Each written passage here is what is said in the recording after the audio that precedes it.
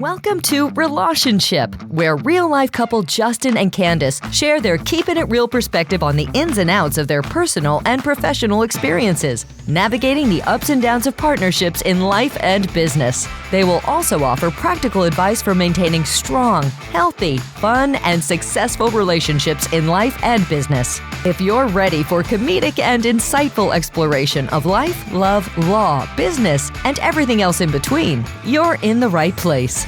Buckle up, it's going to be a wild ride. Here are your hosts, Justin and Candice.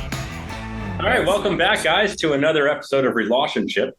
Today, we have an extraordinary couple joining us who have not only built a successful law firm together, but have also forged a remarkable partnership in life.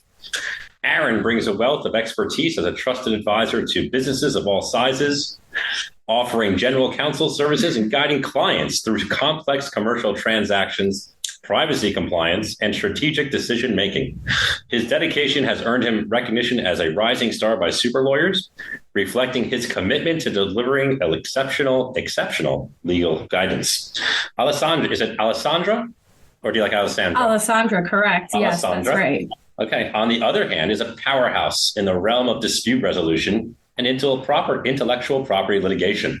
With a passion for technology and innovation, she has represented clients in high-stakes cases against industry giants and provided creative solutions in groundbreaking sectors such as cannabis, e-commerce, diversity and inclusion, and digital assets. Together, Aaron and Alessandra have formed a dynamic duo, combining their legal acumen and entrepreneurial spirit to create Messing PC, a law firm known for its innovative approach and commitment to social justice. They have not only excelled professionally, but have also dedicated their time and expertise to pro bono work, championing causes such as improving diversity and inclusivity within the legal profession. Welcome to Relationship, everybody. Thank you. Thank you. It's almost as if we wrote that. Very complimentary. I like that. So very happy to have you guys on, as you guys are fellow lawyers who are partners in business and in life. So I can't wait to get down to all the nitty gritty stuff. And just, we're a little bit, she's like Howard. I'm kind of like Fred. So I don't know if you listen to Howard Stern still. He's like silent. I'll like pipe in at times. So we always like to start the podcast where you guys do a little bit more of an introduction for yourself, something that wasn't discussed in Justin's intro, more about your background. So Alessandra, if you want to go first, tell the audience a little bit about yourself or what you want the audience to know that we haven't already, divulged. Absolutely. So we're both native New Yorkers, and like real native New Yorkers, not, like upstate New Yorker. Like we're both from the city. We didn't make it very far in life. Yeah. Geographically. Right. But you're in the best place ever. You love that. That's one of his favorite lines, truly. It always hits. Yeah. But yeah, so I was at Big Law for 10 years and I joined Aaron. He started the firm right before the pandemic, actually. So that was quite insane, but kind of worked itself out. Timing ended up being pretty good. And were you together already when you joined him? Yes. So we've been together since 2010. We met in law school.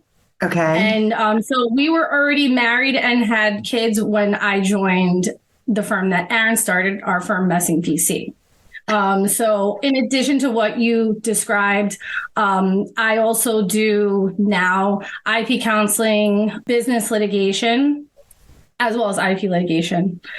And, it's definitely not easy, and I'm sure we'll get into all that, but it's worth it. Yeah. Well, you are anticipating my next question. So as I love to talk about this because you guys, so far, what you've mentioned, which isn't a lot thus far, kind of mirrors our scenario in that Justin also went up on his own first.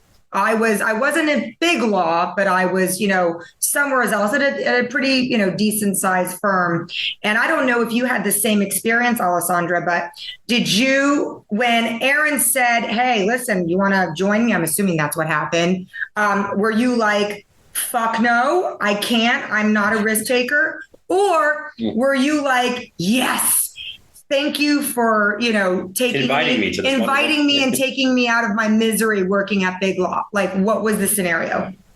So, here's her answer. That was the real answer. So he had been trying to get me to join for a while, since basically he decided to start the practice. I was not in the beginning ready to take that risk, but like many people, I think the pandemic really shifts your perspective on everything, truly. Yes. And having gone through that experience, and I got to the point where I was like, okay, this is the right thing for now. We also had a deal where it was like, okay, we'll try it out for a year. And if it's not working, we'll reevaluate at that time. So I wasn't like all in, but it was time for me to kind of move on to the next phase of my career regardless. I was essentially guaranteed partnership and, at my old firm. And, while that was what I had been working for 10 years, it, just kind of hit me at a certain point that I was like, this is not the right path for me anymore. And really, I want to create my own path, not take the ones that have been laid out. I think in law school, they really kind of teach you there's like big law, smaller firms, public service, and in-house. It's like those are the only kind of like 4 options. And I think we kind of have to reevaluate all that and really stop kind of convincing law students that you have to take this cookie cutter career path, because there's much more out there. Right. Absolutely. Yeah. And then ever since I decided to go off and start the firm, I had been begging Alessandra to join because we're basically a bit of good cop, bad cop. And I have a lot of bark, but not necessarily the litigation chops to back it up. And so having Alessandra on board was just an incredible upgrade in giving us the ability to really be full service and handle anything that, for the most part, that our clients had to deal with. And so I had a interesting path to my career. I was supposed to be at a firm called the Dreyer Firm, which for about 3 weeks was very famous. Mark Dreyer stole $400 million from his clients, and it was big news until Madoff stole many billions, and then everyone kind of forgot about him. So I was hustling basically from day one. I ended up getting a job at a spinoff from Reed Smith out in Jersey, commuted an hour and 15 minutes. Oh, God. It was just a very formative. Yeah, it was. And Jersey traffic and Jersey drivers. I'm sorry if everyone from Jersey can earmuff. It was interesting. See, I'm being reserved. But it's a shit show. I'll say it for you. Shit show. Oh, it shit was show on the road. I don't like driving in Jersey. And if someone from Jersey wants to answer this, what is the thing where you're in the rain and there's been an accident and so everyone's inching by and then everyone speeds up like berserk because clearly the rain caused an accident. It's not going to happen again, right? It was brutal. In Florida, we call it reckless, being reckless. Yeah, that would probably be an understatement for Jersey. But yeah. In Florida, most drivers don't have a license, though. So when you reckless, people can take it as an insult or as a compliment. I didn't say stupid. Right. I just said reckless. Some badasses out there are like, yeah, I was reckless. So actually, this is not at all related, but it's a great interlude. So we teach our kids that there's kids' words and grown-up words. And we're driving on the highway in New Jersey to a friend's house, and some idiot cuts us off, like zooms and goes in front of us. And we're all just really quiet. And Zeke, our oldest, says, "What a fucking maniac." And just, what do you say? You're not wrong. Trying not to laugh and encourage you, but those are grown-up words. Yeah. Anyway. He's my hero. So, yeah, he's my hero. So just from a very, from the very earliest stages of my of my career, I knew that I didn't want to be dependent on somebody, and that I wanted to have a book of business. And, seeing, lawyers get laid off and struggling and doing contract work. And I just didn't want to ever be at somebody's mercy again like that. So for me, I always knew this is something that I wanted to do. And fortunately, after a lot of begging, I was able to twist Alessandra's arm and have her join us. Yeah, was it easy? Was it easy? What he didn't mention. Oh, sorry. Go ahead. No. Go on, Alessandra. I'm sorry. I didn't mean to cut you off. I was just going to say the part that he didn't mention is that we graduated in 2010 and 2011, which for those that are in the legal industry know that was like right after the recession of 2007, 2008, it kind of took, there was a little bit of a delay for it to hit the legal industry. So those were the years where like everyone graduated and didn't have a job, or they were summer associates but didn't get offers. And it was like absolutely horrific, honestly. So I was lucky that I did have a firm job and Aaron had one, but then the firm blew up because the named partner stole all this money. So it was definitely a tumultuous time to come out of law school. It built character, because it's something that I've been lacking. And so I'm glad that I was able to gap fill that. Don't be so self-deprecating. You guys sound awesome so far. Missed the chance. Go ahead. So we've established the fact that it was just a fortuitous thing, and it was a necessity for you to go off on your own. So that bypasses my question of whether it was as risky for you, or were you just as reticent as Alessandra to leave, but you didn't have a choice. And so sometimes I feel like I did 6 years in Jersey, and then found a new firm when Zeke was being brewed, and then worked there for a couple of years, and then realized there's no way to really do things the way that you want unless it's your name on the door. So right. The other thing I think deserves mentioning, I'll take credit, is that it's not as risky to go off on your own when you have a partner that makes enough money that allows you the security to do something like that. Right. They call but then that makes it difficult when it came time to leaving. That makes it that much more difficult. Like Justin going off on his own before I joined him was fun with the easy part. Yeah, I went off in 2010. And I do a lot of personal injury work and property. So during the recession, people were still getting in car accidents. So it didn't really hit that area of law. It's like, we're upset. If you're upset and you got into a car accident because you lost your job or something, you're still in an accident. If you were happy and partying, you got that, you're still getting into an accident. Right. So no matter what, there was never ever a lull per se. But that's what made it so difficult for me to leave, was that I was really the sole breadwinner. I mean, not the sole breadwinner, but at that point, when he was starting out, I was the main breadwinner. So that was, it was very difficult. So let's fast forward. Now you join Aaron, and give me a snapshot of what year one or even 6 months look like for you guys meshing. And please don't hold back. Give us all the gory details. Oh, God. We'll tell you about our bucket disaster. Yeah, we'll tell you. Yeah, I mean, over here. But so coming from small law, there was a lot of do it yourself, figure it out. There was no one else, and especially the firm that I was at for a while. All the shit flows downhill, and I was at the bottom. Whereas Alessandra came from a big firm with tons of resources, paralegals, legal secretaries, copy rooms for copy rooms, and all the glorious stuff that you pay thousands of dollars an hour for.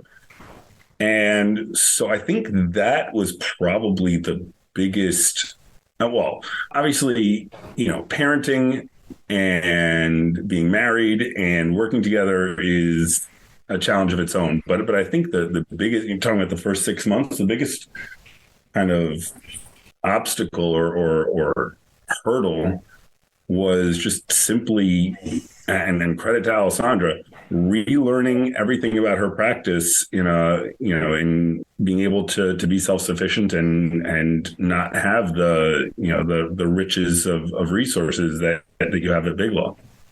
Yes, I have a different answer. And since this is no holding back, okay. Yeah.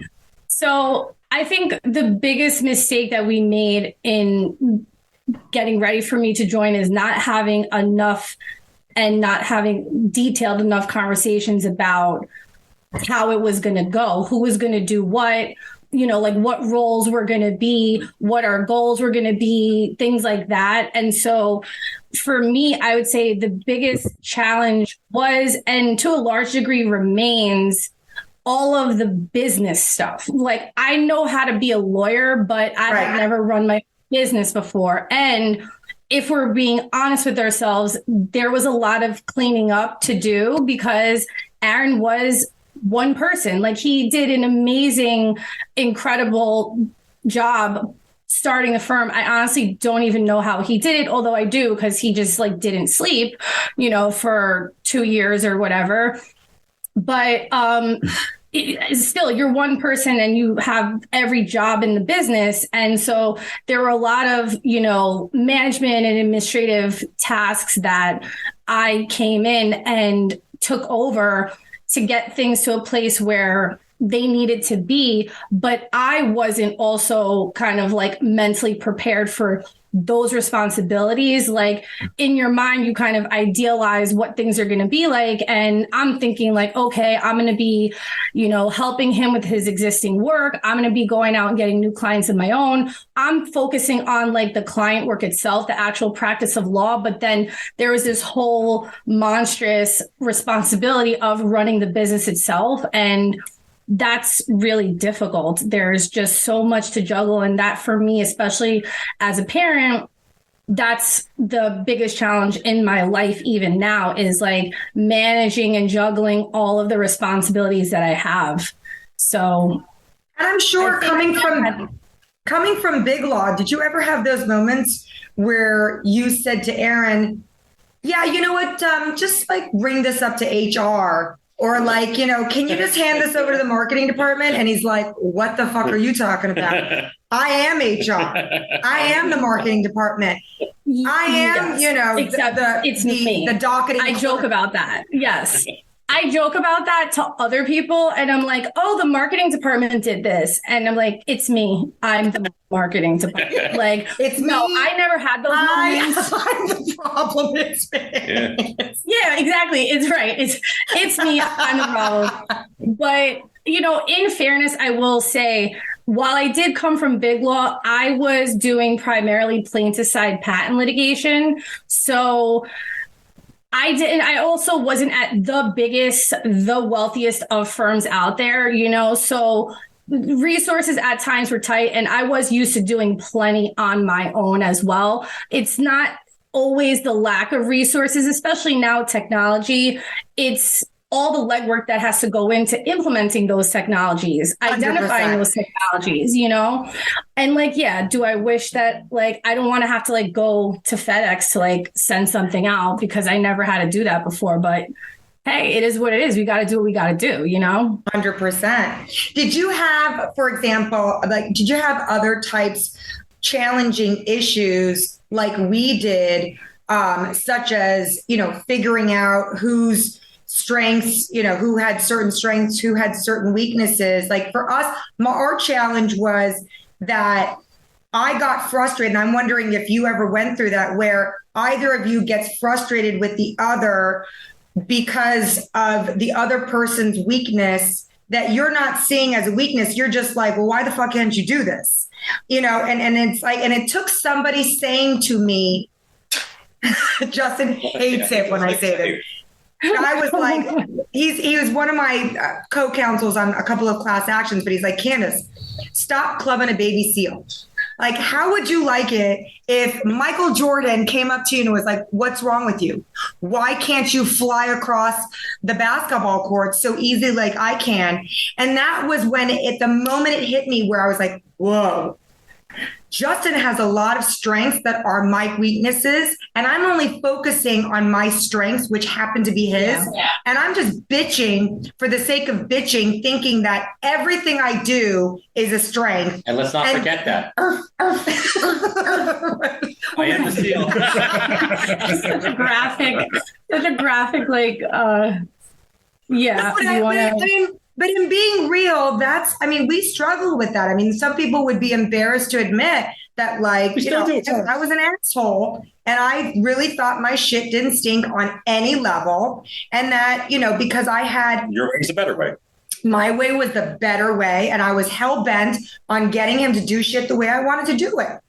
Mm-hmm, mm-hmm. Well, I can relate to that because my way is usually the better way. All right, then. But did you guys have that though? Seriously, is that something that you guys struggled with, or I'm just wondering? Yeah, I think so. I think we also were aware of our own and each other's strengths and weaknesses. But that didn't mean we knew how to deal with it almost. Okay. I don't know. It's hard to explain, but I mean, again, full disclosure, we both have ADHD, but it presents differently in each of us. So even though I too have ADHD, he's doing things the way that he's always done them. And I'm like, this doesn't make any sense. This is the way that you need to do it. You need to follow the strategies that have worked for me, but that they don't work for him. Right. And, and he's trying to tell me that I've tried to do that, but it doesn't work. And I'm just like, yes, it does. Just do it, and that's kind of the asshole way of handling things. Everyone needs to figure out.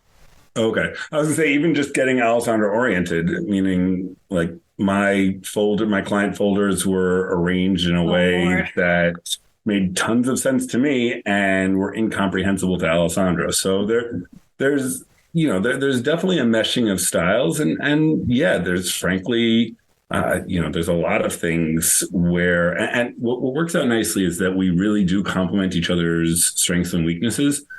I think I mentioned before, my bark is, a lot worse than my bite. And so, I'm constantly I'll write something in a letter and she'll be and tones it down a little bit. We have those moments too.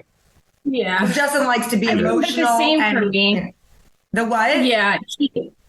I say the same for me. He'll kind of put me in check at times because there's, something going on that I'm taking personally, or I'm very passionate about relating to something I'm helping a client with, and kind of is able to give me that more objective perspective or way of handling things. Well, and also, for example, Alessandra spent many, many years, doing plaintiff side litigation, suing all the big tech companies. If you can think of a tech company, she's probably sued them and taken money off them. And that kind of litigation is no holds barred, make it as painful as possible for the other side, make everything into a contentious issue.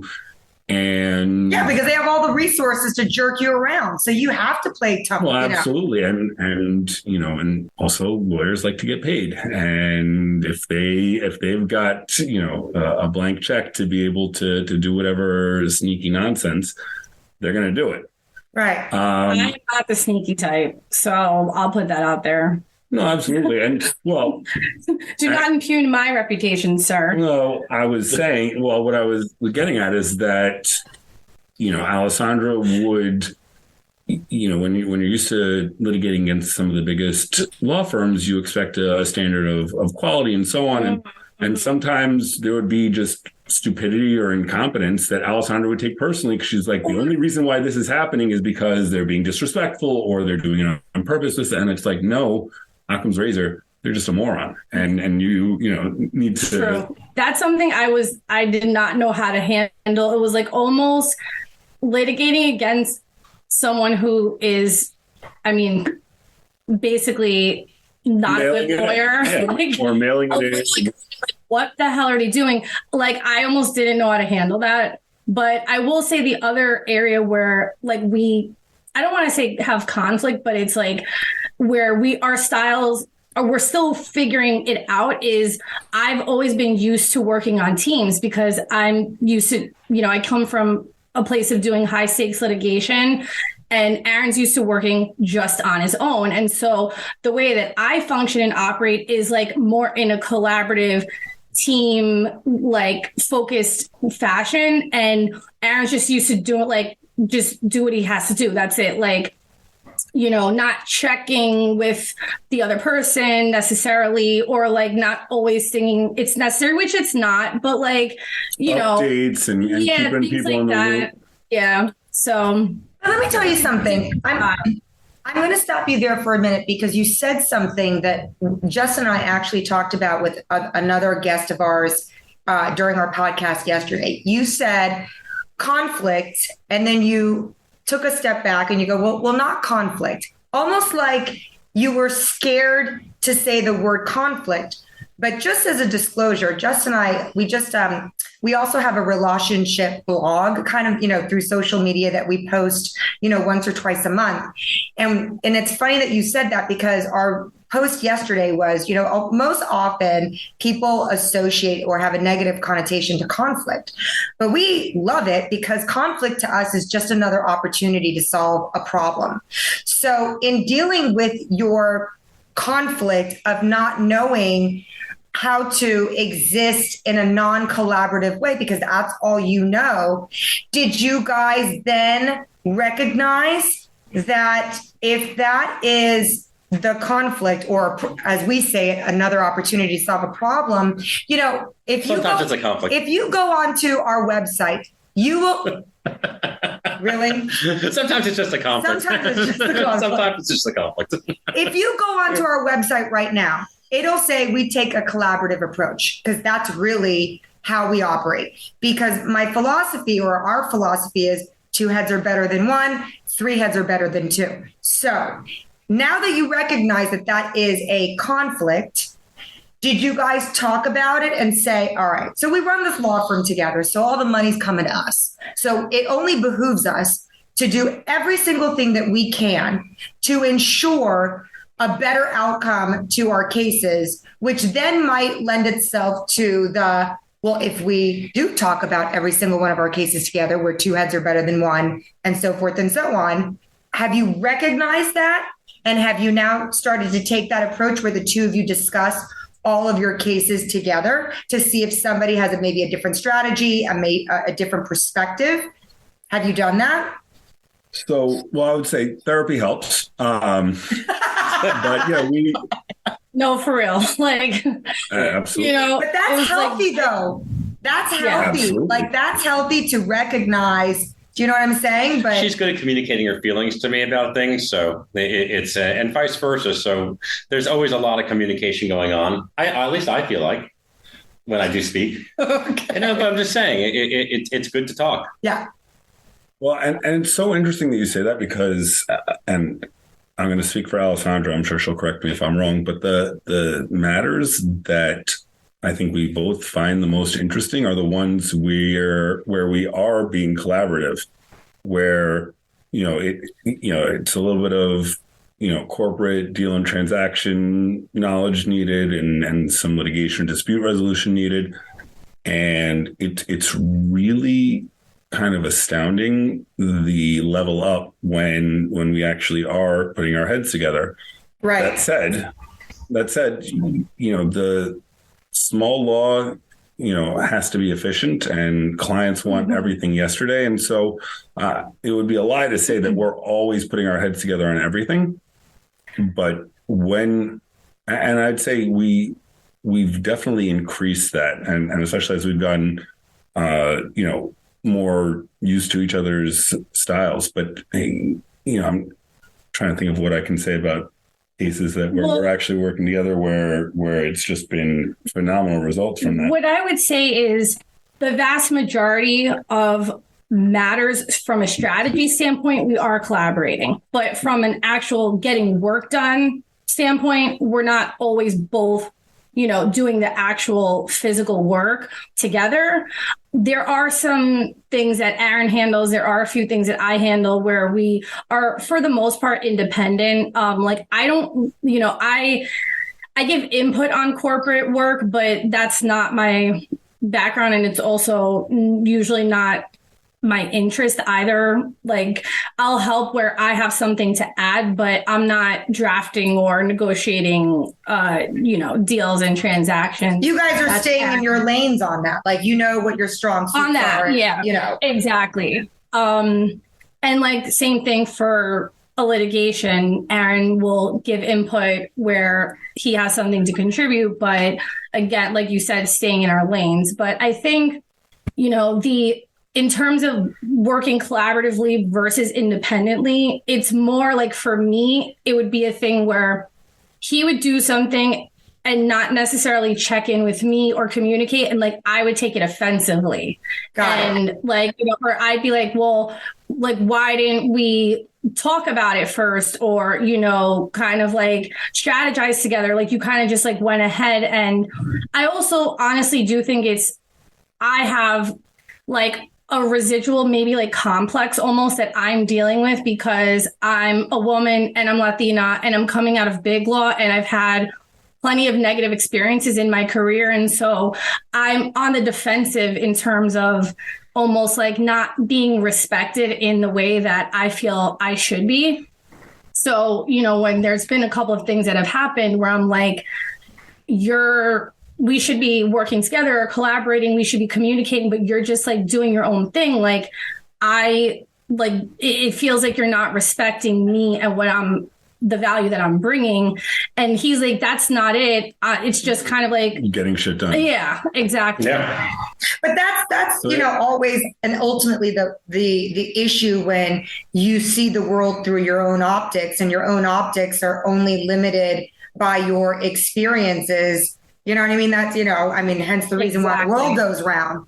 So as we sit here today, and have you guys been together with your firm 3 years, 4 years? 4 years, right? It's, 3 years since Aaron started. I've been to practice since beginning of 2022. Yeah.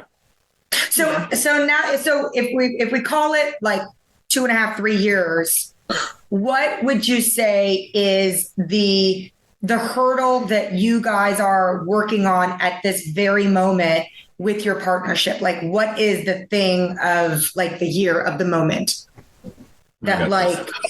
Yeah, I think that, and I thought about what I'm going to say. It sounds very self-congratulatory, but we really, have done phenomenal job for our clients. Our clients refer other clients, people we work with, whatever. And, when you're eating, you're eating what you kill, it's very hard, at least for me, to turn away work and, kind of modulate or regulate the work level, because we got 2 kids. They eat like crazy. They love their Pokemon. Yeah, we live in Brooklyn, and there's a lot going on, and there's that at least on my end, that tendency to be like, sure, let's take care of it. We can we can handle this for you, and there has to be that, especially when you're working together, parenting together, and then you're a couple. There has to be boundaries and differentiation, and you can be kicking ass at being a lawyer, but not necessarily doing the other things that are important to make the gears turn in the background. Meaning, like, if the relationship suffers because the personal relationship suffers because you're crushing it, right? Because you're crushing it at business. Well, it's going to bleed over. Yeah, right. And that does happen. Where we might have a disagreement about something that's specifically work related, but it's not like you shut the door of the office and go into the other part of the house. And like, at least for me, my brain doesn't strictly separate those. So like, I'll be still holding on to feelings, but now it's like, it does bleed into your personal relationship as well. And that can be hard, but like he said, therapy helps, and communication is so important. Like you have said as well. I think, kind of our pain points now are like, we're in that in-between phase where we really need to hire more people, but like, you know, it's can we really afford to hire more people exactly yet? Like, we're in that phase of growth where it's like, you know, the height of the difficulty between growing and building and, you know, maintaining what you have and still making profit, you know? And finding the right people is also difficult in this day and age too. Well, that's what I mean. We actually, like, you know, insane. It's almost like when you were talking about the conditions in 2010 and you're describing it. And I didn't feel it because I'm just in an area of law that is, you know, recession proof. Yeah. Right. I'm like, I wish the conditions could be like they were in, you know, 2010. But I want to tell you something though. And I don't want to say this and sound like I am lecturing you. We've just been together for 17 years and we started this firm 12 years ago. Everything that you are describing, and I only say this because oftentimes people aren't willing to share. Either they're embarrassed or they want to give the image that life is perfect. And so without sharing and not giving other people a perspective, then, you know, sometimes people suffer silently. I know I suffered silently as a mom because I wasn't one of those readers. Every, you know, school mom that I encountered, I'm like still traumatized. And I went through everything alone thinking that like my child was an asshole and gonna like blow up the world, you know, when he was a toddler at some point. You know what I mean? It wasn't through. My children are both assholes. But seriously, but it wasn't until I met other parents that are willing to admit that their kid was an asshole that I finally realized that my kid wasn't an asshole, that my kid was just being a kid in a world and in a culture and in a generation where, you know, your kids got your kids gotta like, you know, conform to a certain mold, blah, blah, blah. So I don't want to sound like I'm lecturing you. I'm just giving you the perspective, and everything you're describing is so freaking normal. And it happens 12 years later. I mean, like, we still have similar conversations. It's and here's the thing. Sometimes it's not even like, sometimes you talk about things and you think that it is a problem. Like, we can't separate. And I'm still screaming at Justin, you know, once we're home, you know, if the fight started, you know, in the office or whatever. And what we realized in life was that sometimes it's not about changing or, you know, learning to shut off if you can't, because that in itself is going to cause frustrations. And, you know, you know, you can't teach an old dog new tricks, right? And it's sometimes really hard to change our patterns of behavior. And so. Okay. I think she was going to say we fight sometimes. No, what I'm saying is that sometimes we realize what we are and how we behave, and we learn to just work around that. Do you know what I mean? Like Justin realized, you know, and everybody at the firm realizes Candice is just really intense. She's passionate. And when I go 0 to 60, it can happen at any time. If I want to talk about work at 2:00 in the morning, because that's just the way my mind operates, it doesn't mean something's wrong with me. It doesn't mean I have to change it. It just means I got to figure out how to be adaptable to have those conditions. So everybody knows I can scream at them. 5 minutes later, we're laughing and joking and having a cocktail. Do you know what I mean? You know, you go through these shit shows of moments, but it doesn't mean that there's something that needs to be fixed. It's just an understanding that that's just the way that we are. And you know the intent behind it. And once you know that the intent behind it isn't bad or negative, you know, what I'm trying to say is, don't think that everything that you perceive to be a problem needs to necessarily change or to be fixed, when it really is just, that's who we are. Now we know. And we adapt to it. You know, like. Yeah. I love that too, because truthfully, it's like the opposite of most advice that you either see online if you're like looking about, you know, couples that work together, or even our therapist has like said the opposite, or yours has, right? Like about like separation. But I'm like, that's not really, it's not realistic. It's Honestly. not realistic. You can't. It's like putting a square peg really through a freaking possible. hole. Listen, Right. Like, does we're work not come up in robots, right? Like, Right. And the thing is, and here's the problem with stuff like that is like, there are some people that, you know, let's say if you go to a therapist and a therapist says to you, you know, as a partner, whether in business, life, or both, this is the way it has to be. There are some people that are like, you know what? Because we couldn't do the X plus Y equals C that the therapist was recommending, that means we're broken. Maybe we're not compatible, or, you know, shit's going to hit the roof. When really, that's not the case. You love each other. You have a family. You're building something freaking incredible. Do you know what I mean? Like, let's build on it. Let's figure out the workaround. Listen, and let each other just be each other, but understand what the boundaries are. I will say Candice. Oh, he wants to speak. Yes. I love it. I will say that Candice has done a great job, and because a lot of times at the beginning of the firm, in the first few years, it was constantly like work at home work, and it was just more work talk. And I got to the point like, I'm not you.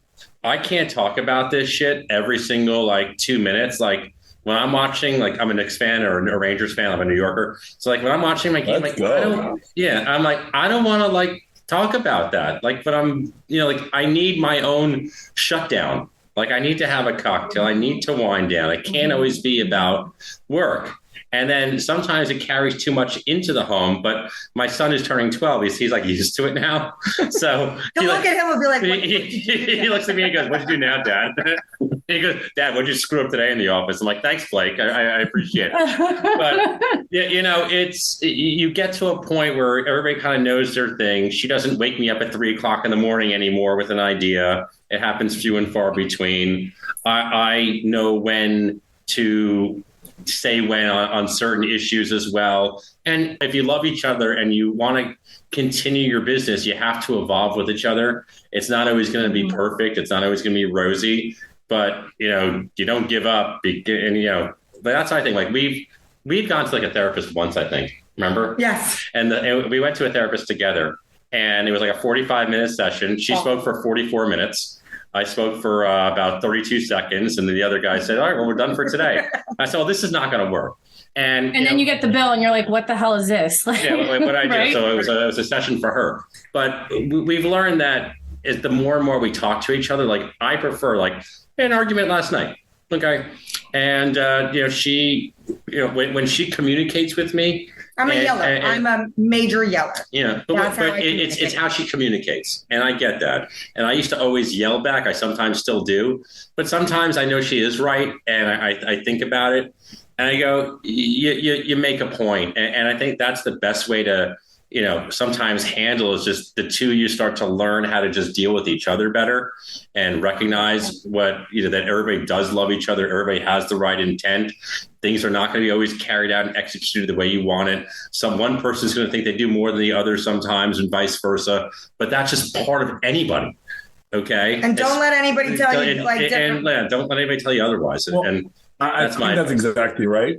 And I think that we do a lot of disservice when we try to Instagram our lives, and you know, everything is picture perfect and filtered and posed, and you know, that's not life. I mean, no. We should Instagram live in arguments. That'd be funny.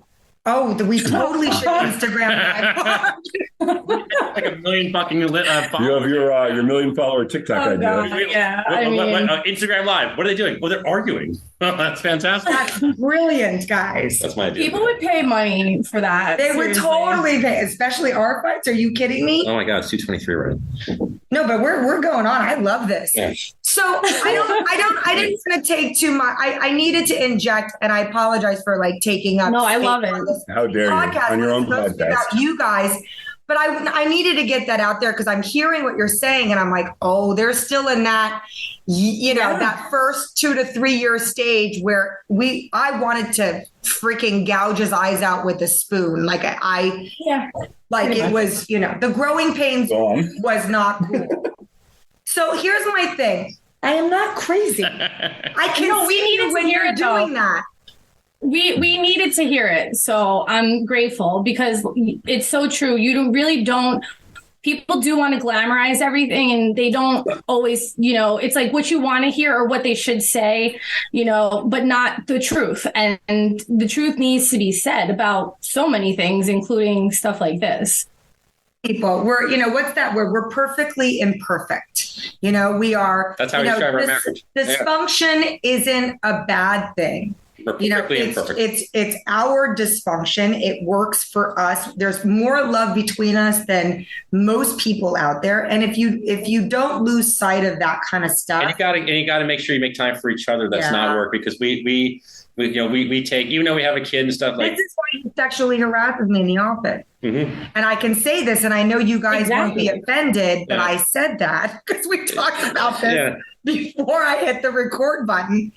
But, when you have kids and they're young, and how old are yours? 6 and 4. Okay, so you're at that stage where, because they're not so self-sufficient, having intimate time becomes really, really difficult. And I will tell you, this is one suggestion, and then I want to move on to talking a little bit about your actual business.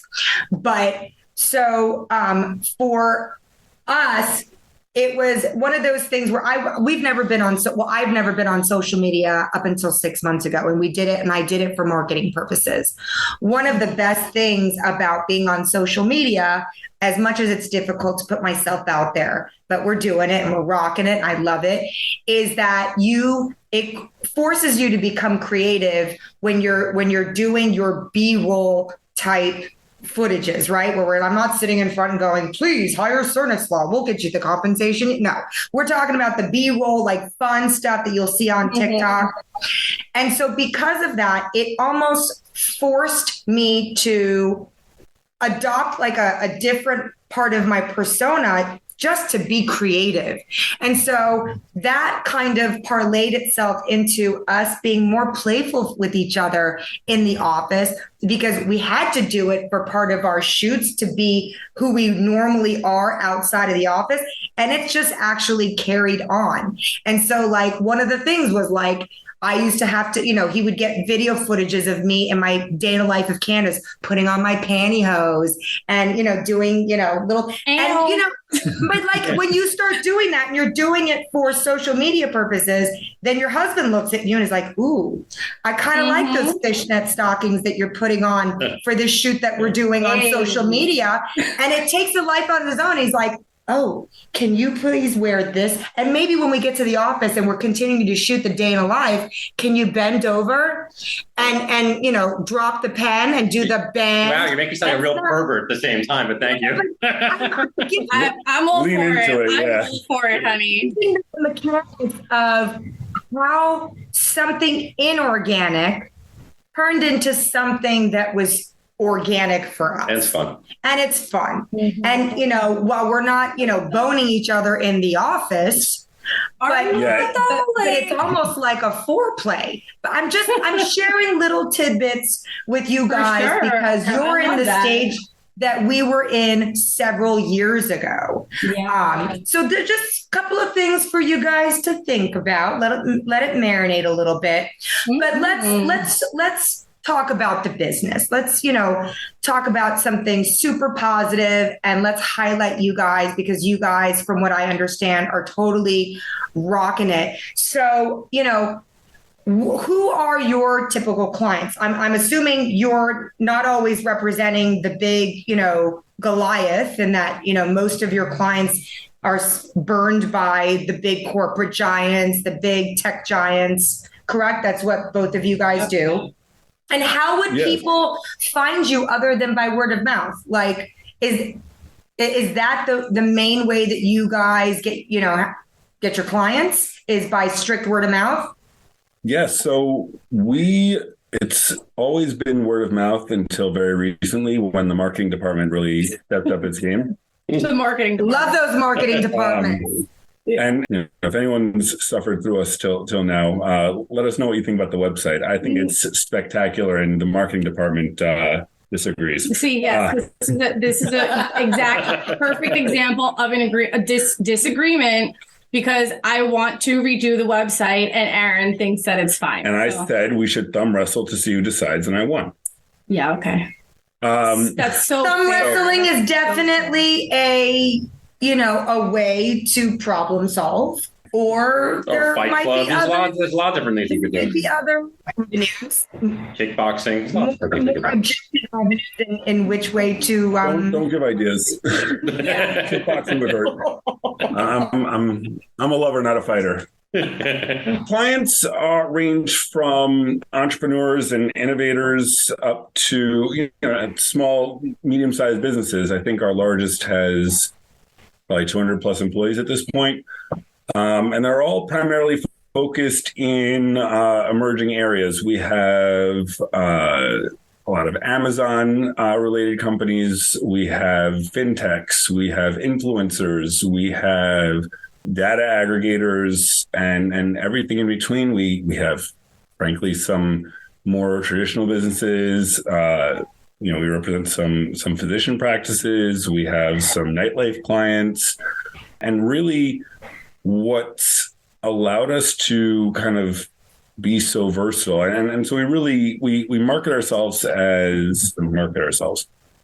we describe ourselves as, I guess a mix between outside general counsel, but really having the ability to kind of serve in the role that in-house counsel would be. Like, we get intimately involved in our clients' business operations. We suggest business solutions just as much as we suggest legal solutions, if not more, honestly. Yeah, and it really gives such a positive outcome to clients when it's not some schmuck that you call up once in a while and is billing you at $1,000 an hour and doesn't really have a grasp beyond what you're telling them. When you have that kind of institutional knowledge of how the business developed, the company that I mentioned before that has 200 employees started as two brothers that I was helping out.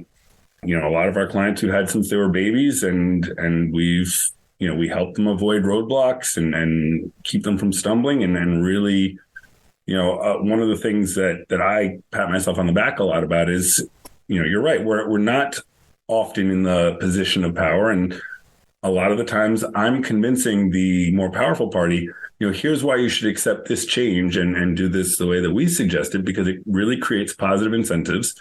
And ultimately, if you want to have a contract that you're throwing in the drawer and you're never going to look at again, you should know that it's designed to really be fair and to incentivize good behavior. And frankly, we've taken the approach where we've told clients, listen, you negotiated a great deal. You gotta scale it back, because this will be in litigation within a year or two, because they're going to be unhappy and they're going to manufacture a reason to breach, and you're going to be spending hundreds of thousands of dollars in litigation costs, and it's just not worth it. Make this more of a win-win, and frankly, they hasn't been a peep from that. So your best deal may not always be the best deal. Well, there's a lot of win at all costs mentality that you see in business and in life, and it's not, you don't always have to hit the grand slam. If you hit doubles and triples consistently, you're going to be scoring a lot of runs. And frankly, we're in the legal business, but we're really in the business of problem solving. Relationships. Like, relationships matter. They do. And when you take every interaction as a prisoner's dilemma, right? What's the most optimal thing for me to do right here in this moment? Well, that doesn't really work in life, where you have repeated interactions and your reputation precedes you, and there's a lot of goodwill to be gained and reputation and trust to be gained by doing things the right way. So we really, we help our clients grow, and we're very. It's pretty gratifying. I love that you just said that, because I hear you in us when, everybody, we're also on podcasts sometimes where people will say, well, what distinguishes you? And it sounds really cliche, but I always tell people, we really just give a shit. We're not the doctor when you go and they're like, we just take the medicine and maybe this will, handle the symptoms that you have. I want to solve the problem. I want to fix the problem. I want to get to the root of it. And I love anticipating what problems may arise and preventing them, because most lawyers go through the motions and check the box. They don't take the extra steps like lawyers like us or like you that are like, all right, I did what I was supposed to do. But because I actually give a shit and I understand like the ins and outs, I'm not only solving the problem that you hired me for, I'm being proactive and anticipating what future problems may be. And most lawyers would be like, nah, whatever. It's not my problem. It's not whatever. You're actually, you're in the long game. You're in it for the long, you're in it for the long game, and you want to keep that relationship going. And so this is your baby where I might not be, I'm not only dealing with the task at hand and what you wanted me to deal with, but I'm looking out. I got your back. And like, I'm ride or die all the way. And I love that because I don't see a lot of practitioners, legal practitioners doing this. Nobody gives a shit anymore. I feel like nobody. So I thank you for that, because I love that you just said that. And I was just going to kind of just piggyback on that quickly. And then I know I've been yapping away. But, sometimes, in the moment, it's painful to, cut some hours because, the client has a certain expectation and you went above and beyond. And, so, you're not collecting for those hours in that moment, but the ROI you will definitely see later on. That's exactly right. And we've seen it. And and frankly, until we got the marketing department, that's why we didn't really need to advertise or market, because when you do a good job and you care, your work sells itself. Your business, you guys will soar with that type of, mentality. I'm already over like my standard time. That's how much I like talking to you guys. I do have to wrap it up, but I'm not letting you guys go without asking the question that I ask every single one of my guests at the end. And that is, now that you guys been together as a couple for X amount of years, and you've been in business now for X amount of years, what has been your biggest life lesson takeaway so far? Like, what can you share with the audience? And for some of our guests, the life lessons are the same in both business and in their personal lives. Some, they have a different one for each. It's completely up to you. You guys may have the same or different. So let's go to Alessandra first. What do you think has been the most valuable lesson takeaway that you have, gleaned thus far?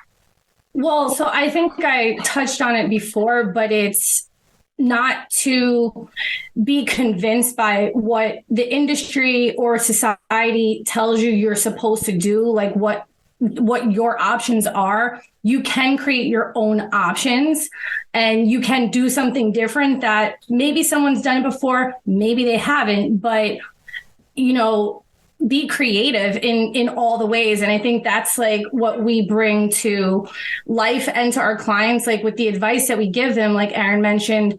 Sometimes it's not the advice that will allow us to bill more hours. It's, one thing that he taught me I learned from him is he always asks, like, what is your goal? And of course, for me, in terms of problem solving, disputes and litigation, it's what are your concerns?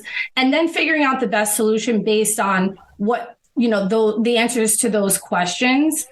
My biggest piece of advice in life, that's hard. I think it's to, like, I think you said it, play the long game.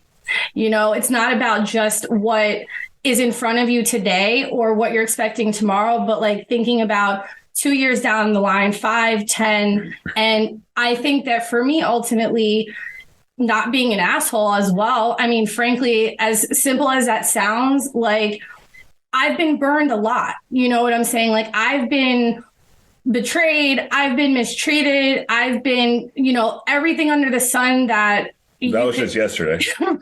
that you could, say has happened to, especially a woman in this industry. Like, it's pretty much all happened to me, but I've still tried to be a good person and not to do the things to others that have been done to me. And I think ultimately it has come back to me in a positive way, maybe not in, the exact like situation or lane, like my career, but in other ways in life, like it does matter to like be kind, and 100%. be a decent human being. So that's what I agree. Love that. And Aaron? So I think, I don't know if this meets your criteria, but the one thing that, because, things can be frustrating, whether dealing with opposing counsel or dealing with bosses or kids or frankly, any situation. And I find that it's really helpful to remember that it's very easy to escalate, but it's very difficult to de-escalate. Right. And when you take that kind of a foundational approach to life and especially because most, at least, our backgrounds are fairly fiery. And, sometimes the instinct is, well, fuck this guy. Like, you're going to do this. Well, I'm going to do that. And they say catch more bees with honey and so on, but it's really, I think it just applies across the board that it really, a graduated kind of reasoned approach really just pays for itself. The other thing is, honestly, I've seen so many kind of small mistakes turn into really expensive mistakes, whether, client didn't want to pay to have something done or, I'm thinking of one example where the client didn't want to spend a couple $1,000s to set up an S corporation appropriately, and when it came time to exit, they got about a $6 million haircut because they had all these tax liabilities, and so I think this kind of dovetails with what I was saying before, is that there's a lot of dividends just that can be paid in just doing something right, regardless of the short-term pain.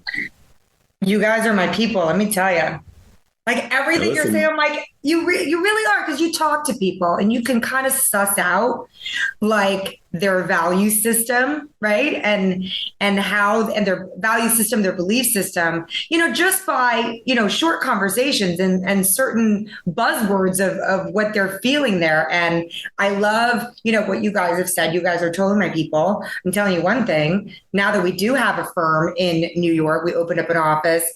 I'm hiring your asses, man, if I need to. I mean, I hope I don't need to, but if I do. We're hiring your asses, because I'll tell you, like, we have a fair amount of people who come to us with the type of work that you do. So I'm excited. It's funny, people. We're just going to take you out, though. We're going to party, okay? Like, we should totally just get together. Work hard, play hard, baby. 100%. I'm right there with you. I love that. Awesome. Well, thank you for being on Relationship. Why don't you stay on? Stay on. Yeah, stay on. Well, I was going to say, and before we go, for people who made it this far, please tell them where to find us. www.messing.law, and you can find all of our. And can you spell that out just in case there are people out there? Oh yeah, Messing. Or S's. MESSING.law.